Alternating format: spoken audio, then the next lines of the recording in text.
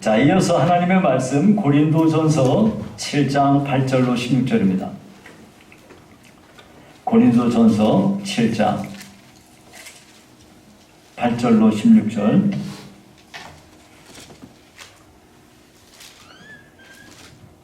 제가 봉독해 드리겠습니다. 내가 결혼하지 아니한 자들과 과부들에게 이르노니 나와 같이 그냥 지내는 것이 좋으니라. 만일 절제할 수 없거든 결혼하라.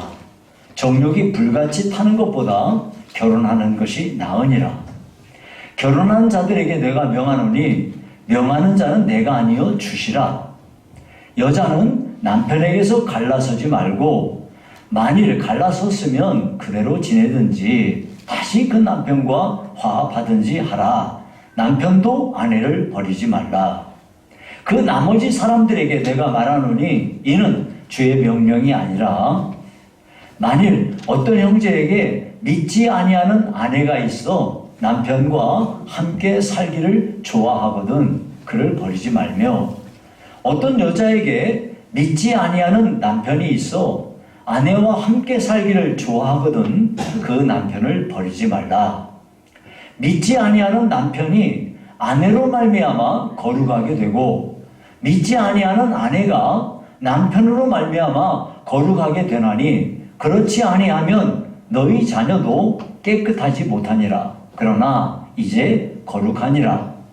혹 믿지 아니하는 자가 갈라거든이 아니고 이게 아닌데 갈리거든 갈리게 하라. 형제나 자매나 이런 일에 구애될 것이 없느니라. 그러나 하나님은 화평 중에서 너희를 부르셨느니라. 아내된 자여 내가 남편을 구원하려는지 어찌 알 수 있으며 남편된 자여 내가 내 아내를 구원하려는지 어찌 알 수 있으리요. 아멘. 여러분 지금부터 6년 전에 KBS에서 태양의 후예라는 인기 드라마를 방영했어요. 이 드라마에서 주인공이 송중기하고 송혜교였어요. 이 두 사람은 이 드라마로 연인이 되어가지고 결혼을 했습니다. 이 두 사람의 결혼은 세기의 결혼이라고 일컬어지면서 많은 사람들에게 축복을 받았어요. 그런데 안타깝게도 2년 만에 이혼을 하고 말았습니다. 사실 저도 잘 어울린다, 정말 잘 됐다 하고 박수를 쳤거든요. 그런데 무슨 문제가 이들에게 있었는지 그냥 결혼 생활을 그렇게 파국으로 몰아넣고 결국은 이렇게 이혼하고 말았습니다. 참 슬픈 일이더라고요. 그런데 이와 같은 일이 실제로는 우리나라에서 비일비재하고 벌어지고 있는 거예요. 행복을 꿈꾸고 시작된 가정이 어떻게 이렇게 비극으로 끝나는지 참 안타깝습니다.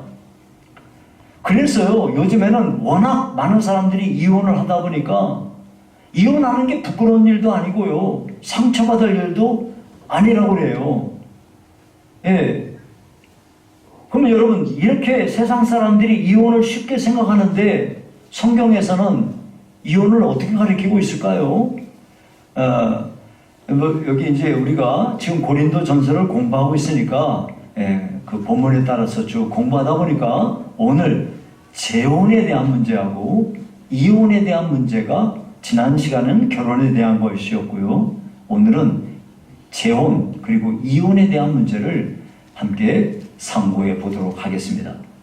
성경은 재혼에 대해서 어떻게 가르치고 있을까요? 자, 여러분 8절입니다.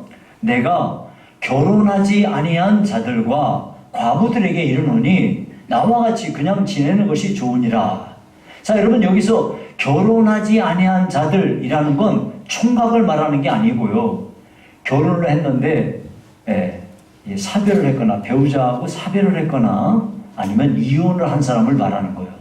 자, 그래서 혼자 사는 사람, 혼자 사는 남자, 즉 호랍이라든지 과부라든지 이런 사람들에게 지금 말하는 건데, 그냥 나와 같이 그냥 지내는 게 좋다 그래요. 그러니까 지금 바울 사도는 본래는 이 사람은 결혼한 사람인데 자기가 개종하면서 아마 이 가족이 이렇게 갈라지게 된 것 같아요. 그 이후로는 이 바울 사도는 독신이에요. 독신. 근데 자기같이 혼자서 독신으로 사는 게 좋다 하고 지금 말하고 있는 겁니다.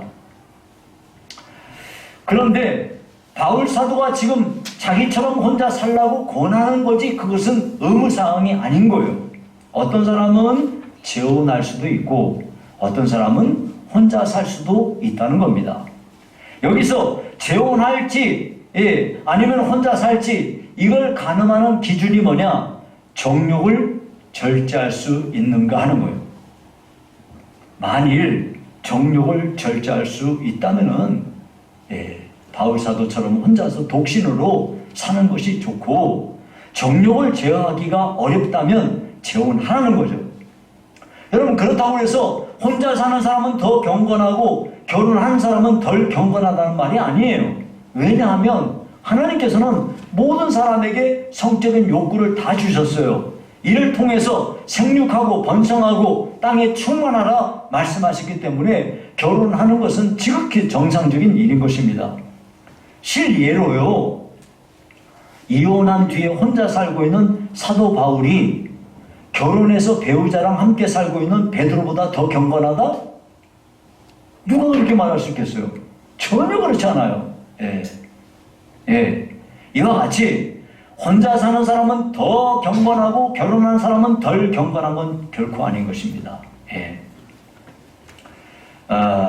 단지 자신의 정욕을 제어할 수 있는 은사를 받은 사람이라면 혼자 사는 것도 괜찮다는 거예요.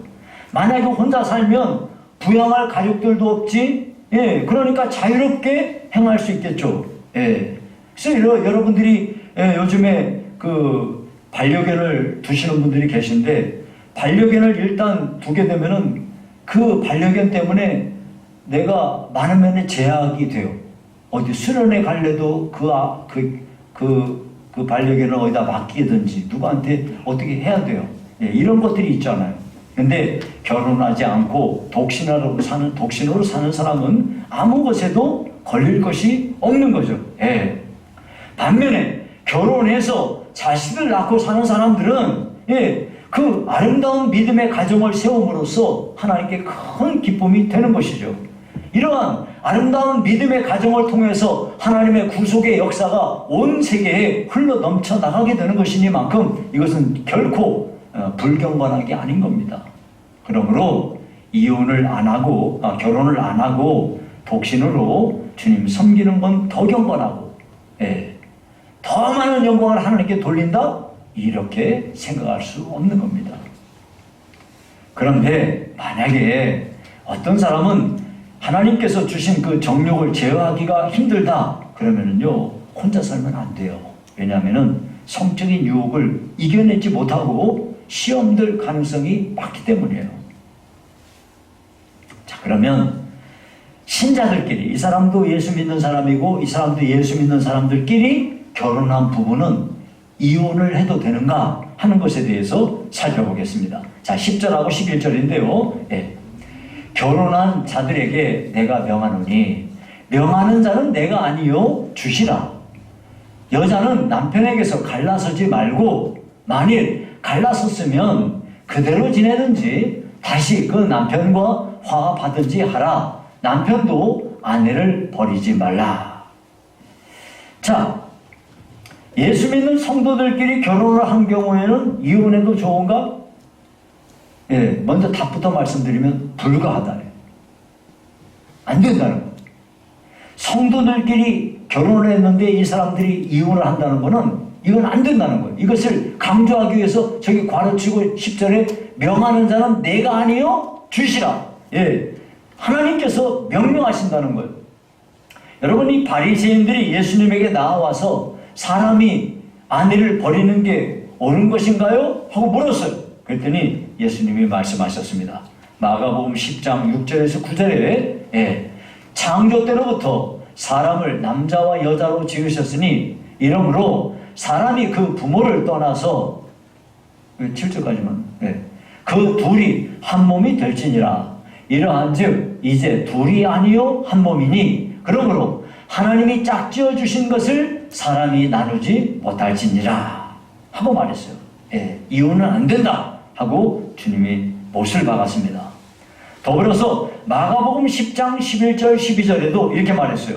누구든지 그 아내를 버리고 다른 데 장가드는 자는 본처에게 간음을 행하며 또 아내가 남편을 버리고 다른 데로 시집가면 간음을 행함이니라 그랬어요. 그러니까 예수님께서는 결혼한 사람이 이혼을 하면 안 돼. 이혼을 했다면 본래 배우자하고 다시 결합을 하든지 아니면 다른 사람하고 재혼하는 건 안 돼 하고 말씀하신 거예요. 다른 사람하고 다른 사람하고 만나서 재혼을 한다? 그건 간음하는 거라 그랬어요. 이렇게 말씀하신 거예요. 단 이혼이 허용되는 경우가 있어요. 어떤 경우가 이혼이 허용되는 걸까요? 배우자가 음행을 했을 때입니다. 마태복음 19장 9절에 보니까 내가 너희에게 말하노니 누구든지 음행한 이유 외에 아내를 버리고 다른 데 장가드는 자는 간음함이니라 하고 말씀하셨거든요. 그러니까 배우자가 음행을 하면 이혼 사유가 된다는 거예요. 그럼에도 불구하고 배우자가 음행의 죄를 범하여 결혼관계가 합법적으로 파국으로 끝날 수 있지만은 하나님께서는 그런 배우자를 용서하고 사랑으로 받아들여서 결혼관계가 깨어지지 않기를 원하시는 것이죠. 그러니까 결혼은 하나님이 세우신 것이고 이혼은 인간이 만든 거예요. 자, 그러면 본문은 왜 이혼의 문제를 이렇게 심각하게 다루는 걸까요? 이 고린도 전서가 기록될 당시에 고린도 교회 성도들 사이에서는요, 이 사람들이 쉽게 이혼을 하는 거야.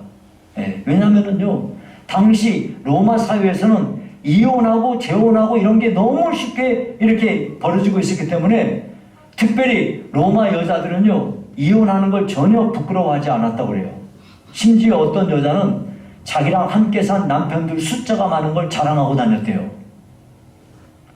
그러면 로마 사람들만 그랬냐? 유대인들조차도 이혼이 굉장히 성행이었대요. 유대교 안에는 샴마이 학파가 있고 힐렐 학파가 있는데 이 두 학파는 사상이 대립하고 있어요.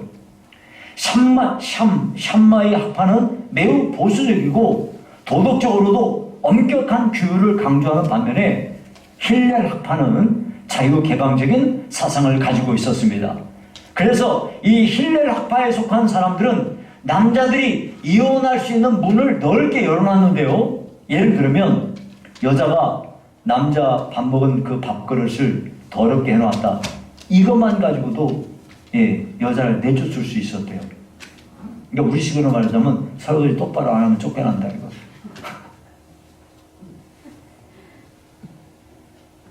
옛날에 지금 태어난 거 참 여자분들이 얼마나 하나님 오늘도 은혜 하나 받았습니다. 하나님 제가 오늘 내가 지금 태어난 게 얼마나 오늘 설거지 똑바로 안 했다고 쫓겨나다니 세상에.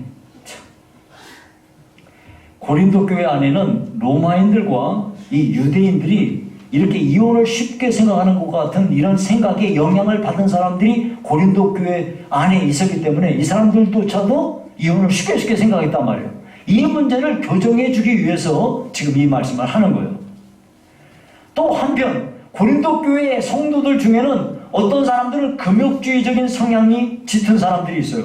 여러분 우리 요즘에 우리들도 마찬가지예요. 이 금욕주의적인 사상을 뿌리 깊게 가진 사람들이 있어요. 이런 사람들은요, 부부라 할지라도 성관계하는 거는 영적으로 불경건하고 더러운 행위라고 생각을 해요.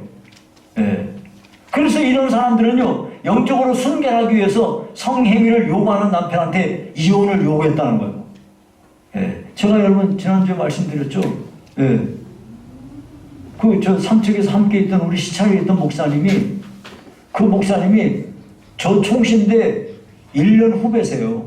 우리 과는 아닌데 그분이 1년 후배신데 그분도 역시 나이가 많은 나이에 학교를 들어왔어요. 그래서 저하고 한두 살 차이였거든요. 내가 많았어요.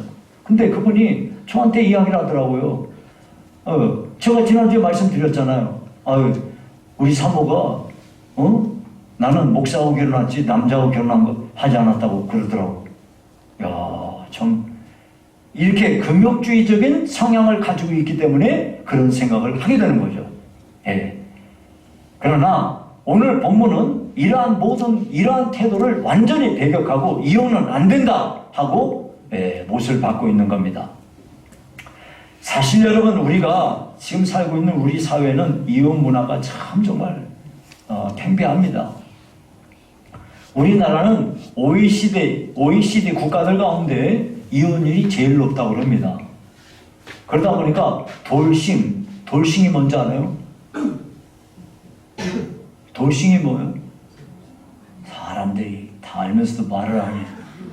돌싱이 돌아온 싱글이라는 거예요. 원래는 싱글, 결혼하지 않은 나 싱글이야, 나 혼자야. 근데 결혼해서 이혼하고 다시 왔기 때문에 돌아온 싱글이라는 거야, 돌싱. 이 돌아온 싱글이라는 이런 사람들이 모여가지고 TV 예능 프로그램들이 되게 많아요. 인기 프로그램들이 많습니다. 워낙 많은 사람들이 이혼하다 보니까 이런 프로가 아주 인기 있는 거예요. 사실 부부가 이혼하는 가장 큰 이유는요, 가정법원에서 그 이혼 사유에 따르면 44%가 성격 차이랍니다. 그런데 전문가들의 진단에 따르면요, 성격 차이 없는 부부는 없대요. 아니, 안 그러겠습니까? 성격 차이가 어떻게 없겠습니까? 당연히 성격 차이가 있죠. 성격 차이가 있지만 이걸 서로 조평하면서 살아가야 될 부부 간에 서로의 책임이 있는 거예요. 성격이 많이 차이 나는 사람도 있고 적게 나는 사람들도 있지만 어쨌든지 성격 차이가 나는 거예요. 여러분, 예를 들면 어떤 사람은 옷을 벗을 때 벗는 것을 쉽게 하는 사람이 있고 쉽게 생각을 하는 사람이 있어서 양말 같은 것도 위에서 잡아서 딱 벗으면 어때요? 똘똘똘 말아가지고 금방 싹 벗겨져요. 근데 어떤 사람은 손을 양쪽에 집어넣어서 가지런히 벗어요. 근데 여러분, 이거 간단한 것 같지만 어떤 여자분들은 여기서 잡아서 싹 벗겼을 때 양말이 완전히 벗겨져서 나오면 모르는데 이게 똘똘똘 말려갖고 이렇게 나와요. 그러면 그거 펴면서 이놈의 인간이 이거 하나 똑바로 못 피고 그렇게 되는 거죠. 근데 이거 하나 바꾸기도 절대 쉽지가 않아요. 이게 만만한 일이 아니에요. 어떤 사람들은 이런 거 하나도 죽을 때까지 못 바꾸는 사람이 있거든요. 그러니까 나중에는 어떤 사람은 똘똘똘 말아오니까 그대로, 그러면 이놈은 하나 그대로 해라. 그래 툭 말아갖고 그대로 그냥 세탁기 안에 넣어가지고 그대로 빨아가지고 그런 사람도 있다는 얘기 들었습니다. 그러니까 서로의 성격 차이를 인정하고 상대방에게 맞춰가면서 그렇게 살아야 원만한 결혼 생활을 할 수 있는 거죠. 또 한 가지가 있다는데요. 이혼 사유 중에 중요한 게 의사소통의 방식의 차이가 있기 때문에 그렇다는 거예요. 대화하는 방식의 차이가 부부가 갈라지게 되는 굉장히 중요한 원인이라는 겁니다. 그냥 어떤 사람은 입만 열면 맨날 남 얘기하고 비난하고요. 상대방이 하는 말은 귀담아 듣지도 않고 다 무시하고 흘려듣고요. 누가 충고를 해주면 들을 생각을 하는 거 전부 재고집대로만 하고요. 뭔 일을 하면 전부 자기 합리화하고 자기 방어만 급급하고요. 상대방을 비웃고 경멸하는 투로 얘기한다는 거예요. 이런 식으로 말을 하면 상대방하고 담을 쌓지 않겠습니까? 이렇게 부부간의 관계를 망치는 그런 대화를 하는 부부는요, 이혼할 확률이 94%가 된대요. 그러니까 부부간에 참 이 대화가 중요합니다. 어떤 책에 보니까 그럽니다. 화성에서 온 남성과 금성에서 온 여성이 만나서 결혼하는 것이 결혼이라는 거예요. 이야, 참. 성격이 그렇게 다른 거죠. 성격은 서로 다른 거지 상대방이 나하고 성격이 다른 것이 나는 옳고 상대는 틀렸다 이게 아니에요. 성격이 다른 거예요. 틀린 게 아니고. 그러니까 부부가 서로 성격이 다른 거는 서로 간에 상대방을 인정해 줄 수만 있으면 그 다양성이 있으니까 훨씬 가정이 풍성해지고 좋은 가정이 폭넓은 가정이 될 수 있는 거예요. 그러니까 여러분들이 부부 사이에 대화를 할 때 이 대화가 참 중요한데 어떤 사람들은 말을 안 해. 기껏 말해봐야 밥 먹어요. 갑니다. 애는 먼저 자요. 이게 다야. 그러니 몇 마디 대화를 안 하니까 뭐가 뭐 어떻게 듣는지 알게 뭐예요. 대화를 한다고 해도 함부로 말하고 뭐 성의 없이 말하고 자기 말만 하고 상대방 얘기는 들어주지도 않고 괜히 고함치고 거칠게 말하고 욕하고 이러면요 누가 그 사람하고 대화를 하고 싶겠어요.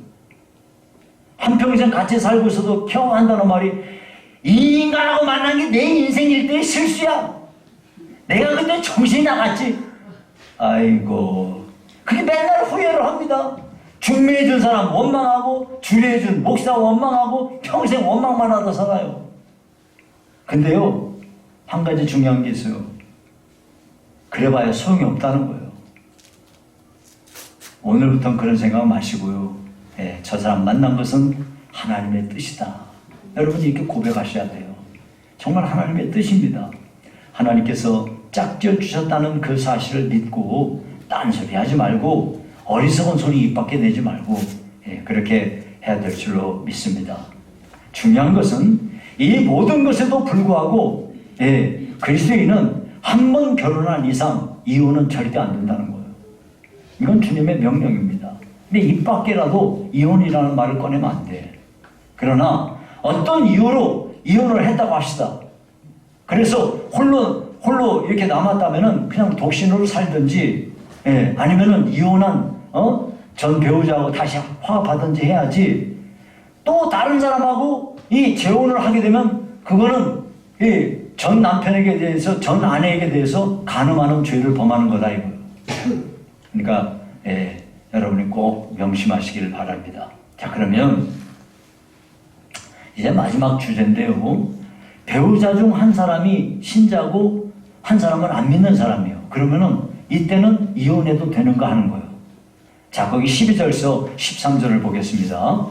그 나머지 사람들에게 내가 말하노니 이는 주의 명령이 아니라 만일 어떤 형제에게 믿지 아니하는 아내가 있어 남편과 함께 살기를 좋아하거든 그를 버리지 말며 어떤 여자에게 믿지 아니하는 남편이 있어 아내와 함께 살기를 좋아하거든 그 남편을 버리지 말라.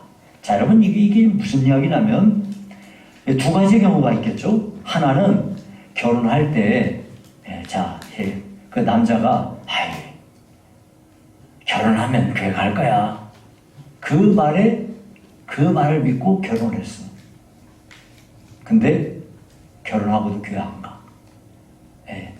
그래서 이제 한 사람은 믿고 한 사람은 안 믿는 거야. 혹은 어떤 경우에는 두 사람 다 안 믿는 사람들로 결혼했는데 결혼 생활 하다가 한쪽 사람이 예수를 믿게 된 경우예요.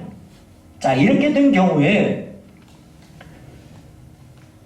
이렇게 되면은 어떤 일이 벌어지겠어요? 어떤 사람은 자기 배우자가 자기는 교회 안 나가지만 자기 배우자가 교회 나가는 것을 문제 삼지 않는 사람이 있어요. 그런데 어떤 사람은 자기 아내가 교회 다니는 걸 못마땅해 하고 온갖 방법으로 그걸 방해하고 핍박하는 사람들이 있어요. 그래서 심한 사람은 너 예수랑 살래? 나랑 살래? 하면서 이혼하자고 협박하고 이렇게 하는 사람들이 있어요. 그렇다면 믿지 않는 배우자하고 이혼해도 되는 것인가? 그래도 믿지 않는 배우자하고 이혼하지 말라는 거예요. 왜냐? 믿지 않는 배우자가 예수 믿는 남편이나 예수 믿는 아내를 통해서 예수를 믿을 수 있기 때문에 그렇다는 거예요. 자, 그게 14절입니다. 믿지 아니하는 남편이 아내로 말미암아 거룩하게 되고 믿지 아니하는 아내가 남편으로 말미암아 거룩하게 되나니 그렇지 아니하면 너희 자녀도 깨끗하지 못하니라. 그러나 이제 거룩하니라. 이게 무슨 말인지를 잘 헷갈려요. 뒤에 부분이 이 어려운 말인데요. 잘 보시면 믿지 아니하는 남편이 예수 안 믿는 남편이 예수 믿는 아내 때문에 감동받고 또 여러 가지 해서 이 사람이 함께 신앙생활 하는 경우가 많죠. 또 어떤 경우는 제가 어디 기도원에 갔을 때 만났는데 남편은 믿어요. 근데 아내가 안 믿어요. 이 대립이 심해가지고 굉장히 갈등이라고 하면서 그 제목을 가지고 기도한다 했어요. 근데 남편에게 영향을 받아가지고 믿지 않던 아내가 예수를 믿을 수가 있어요. 이렇게 되면 자녀들도 다 같이 예수를 믿게 되고, 그리고 이제 거기 보니까 이렇게 보니까 모든 것이 이제 거룩하게 된다는 거예요. 자, 이제 어떤 사람은 예수를 안 믿는 사람은 부정하다 생각하고 예수 믿는 사람은 경건하고 거룩하다 생각해요. 그런데 예수를 안 믿는 사람이 그 생각할 때는 예수 믿는 사람이 어떤 사람은 생각할 때 예수 안 믿는 사람하고 함께 사는 건 자기가 부정을 탄다 생각을 해요. 부정을 탑니까? 내가 예수 믿고 저 사람은 예수 안 믿으니까 우리 집안에 부정 탄다? 그런 게 어디 있습니까? 그게 아니고 예수를 안 믿는 사람이 예수 믿는 사람 때문에 자기가 그 영향을 받아가지고 거룩하게 되어가는 거예요. 그래서 그 가정에 가족들이 전체가 다 예수를 믿고 거룩한 가정이 된다 하는 말을 이렇게 표현하고 있는 거죠.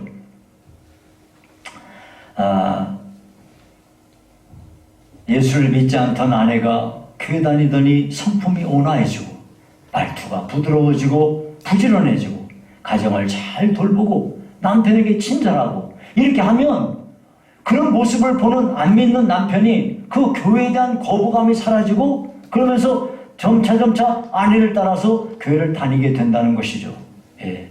여러분 교회 다니는 남자들 가운데는 뭐 대부분이 그렇습니다. 이런 식으로 해서 교회를 나오는 거죠. 그러니까 안 믿는 배우자가 예수 믿는 배우자로 인해서 거룩해져 가는 거예요.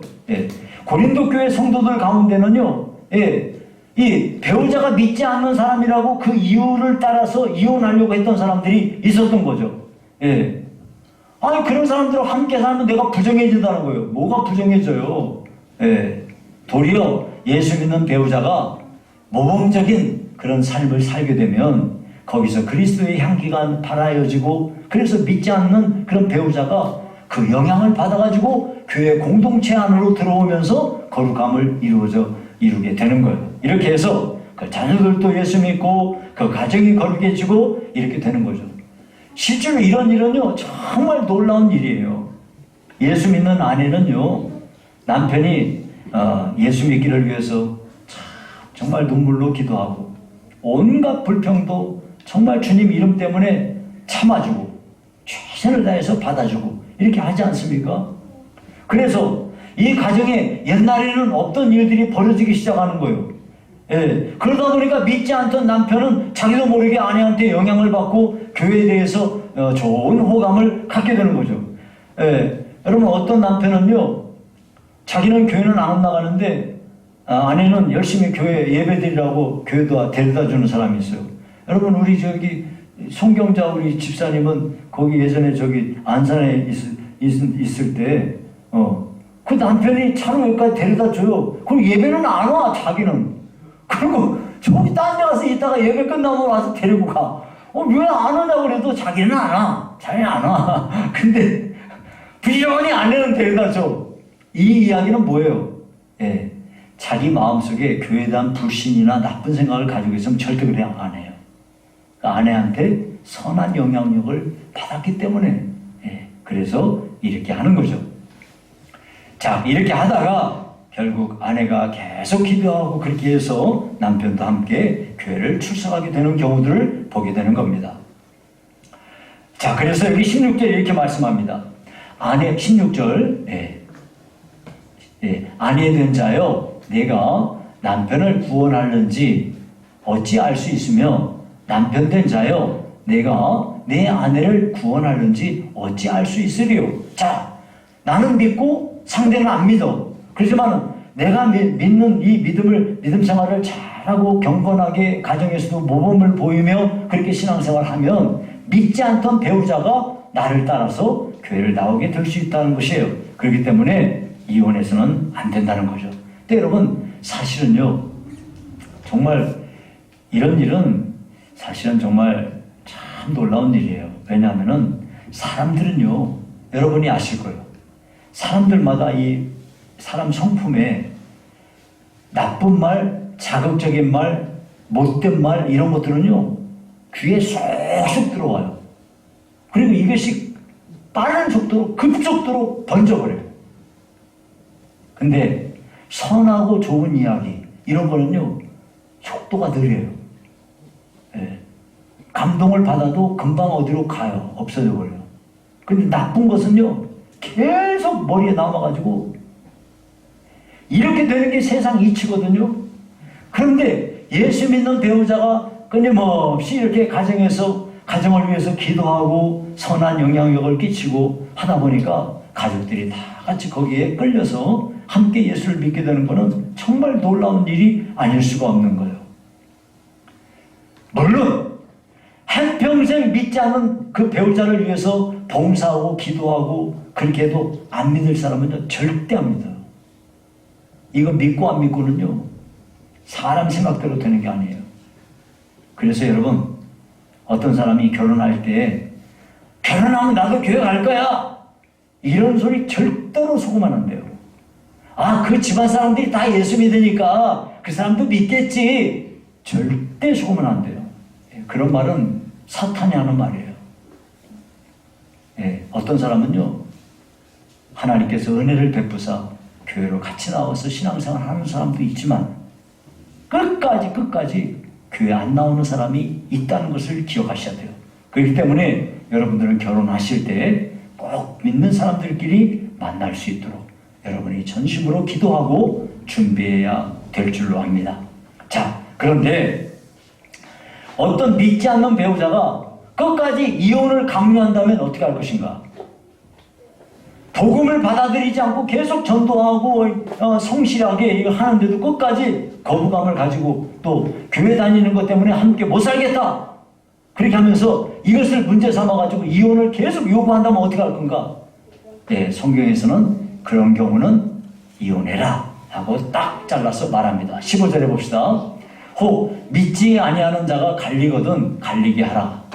형제나 자매나 이런 일에 구애될 것이 없느니라. 그러나 하나님은 화평 중에서 너희를 부르셨느니라 그랬어요.